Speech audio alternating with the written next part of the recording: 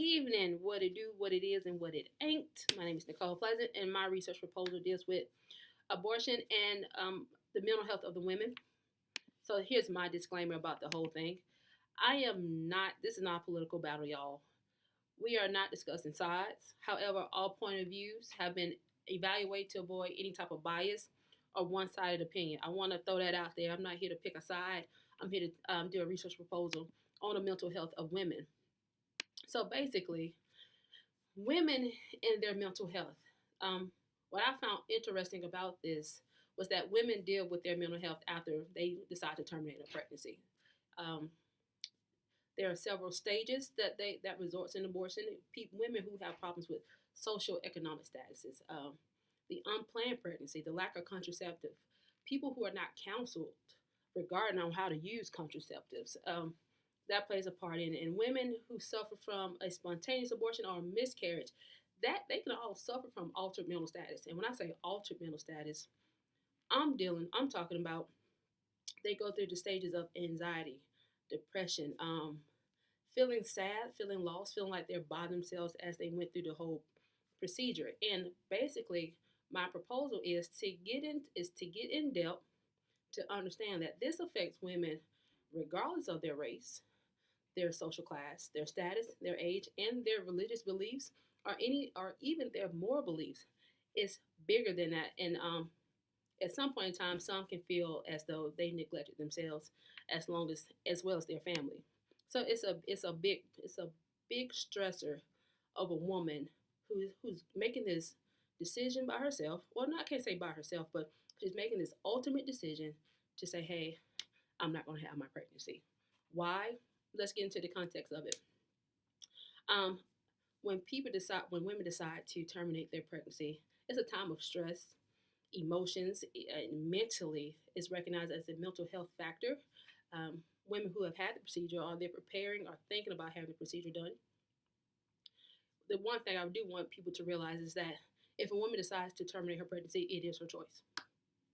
In some studies, there have been insufficient evidence to prove the mental health capacity of those who have considered having one or having to terminate the pregnancy. Contrary to the belief, some people say that women had no psychosocial problems, no psychological problems. They just went on about it and they felt happy. Oh, it was done. I'm good. But also, you have to look at young women who are in young adolescence, young adulthood, who look at it as, oh my God, is my life over? Will I be able to have any more kids? So throughout the process, I've learned we have conflicting information about how women feel when it comes to terminating their pregnancy. What is their mental health? And I really want my research design and my proposal to look at the factors that women have a say so in this. It's about your well being. It's about their well being. What about women who have no say so? So we all know Roe versus Wade. Um, it started in the 1970s. Women had the right to choose. However, what really has been going on is we have allowed the government to come in and we take away the voice of the women themselves, the women who've actually had the procedures done. And the arguments regarding the emotional risk that women experience as well as the unresolved feeling of regret and emotional harm has yet to be answered. Nobody talks about, well, how are you feeling? What happened? In certain research, I even saw where the follow-up call that was done by the nurse or the nurse practitioner, the phone call only lasted 3 to 9 minutes.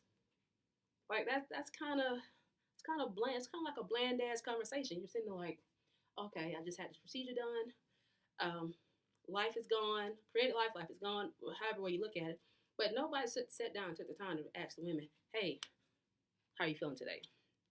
So the question at hand in my research proposal is, can an abortion cause mental issues for a woman? So the design is to answer that. But I also came up with a couple of other things. This is what some people say.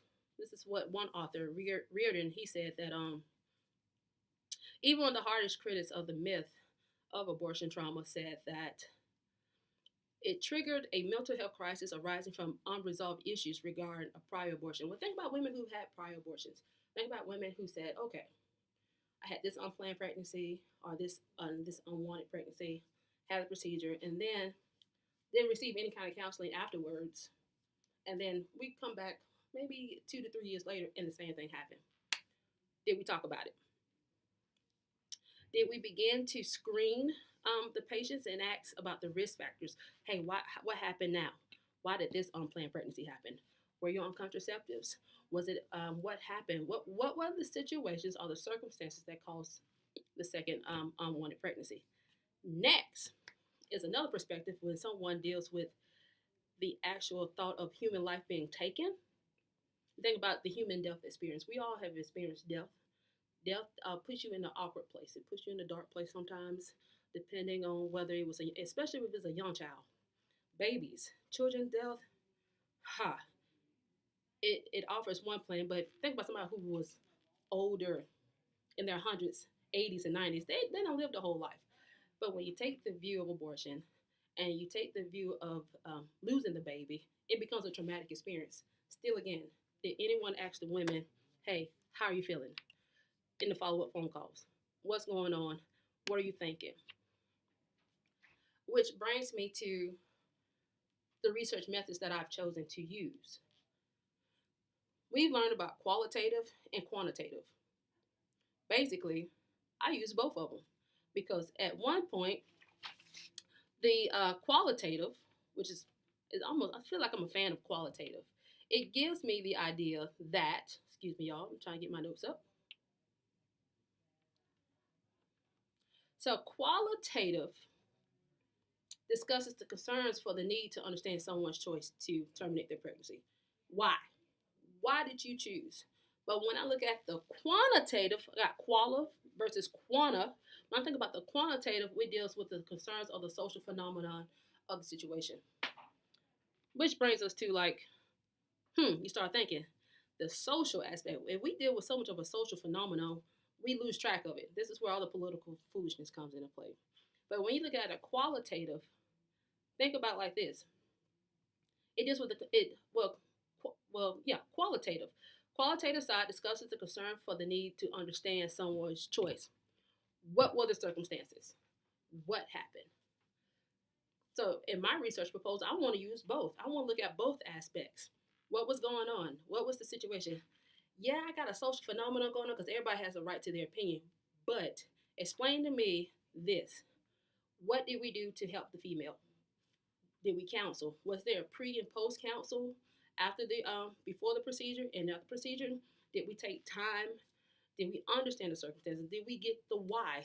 Why? Keyword is why. Why are we terminating pregnancies? Why did she choose that? What did her spouse say? What did her boyfriend say? There's so much involved in it that this research proposal was not personal, but it gave me a better understanding.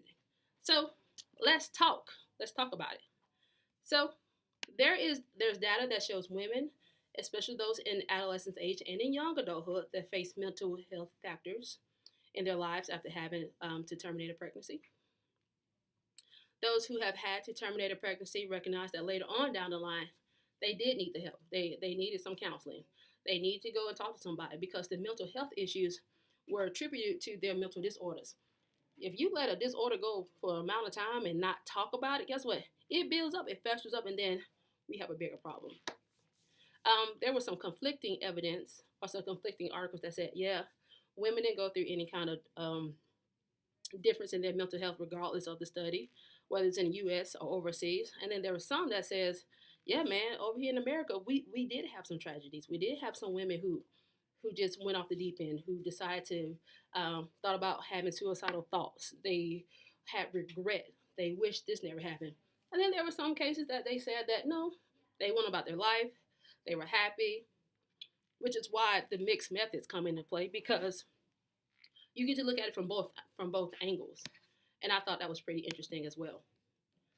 So in my conclusion, which means I'm narrowing down to the end, there are several theories that have to be addressed when it comes to the research of women, their mental health after having an abortion. I hate the word abortion, so I like to say terminate the pregnancy. And then mental health among women who have experienced an unwanted pregnancy reflects several factors. Why? I remember in week 2 there was a chance. I mean, there was a paper that stated that a lot of them did it because they didn't have the means, they didn't have the money. It was unwanted, and then some people weren't even educated on contraceptives, and if they were, they never went to the pharmacy to go get it. So there were some factors there, and then also it represents the conditions that places her at a greater risk for future problems regarding the mental health down the line. I really do believe that this we need this. We need this talk. We need to have it, and the more we have it, the more educated people will be, and we can look at both sides and say this is where the problem lies. Well, guys, thank you for enjoying my post, watching my video. Have a fantastic day, and this turn was awesome.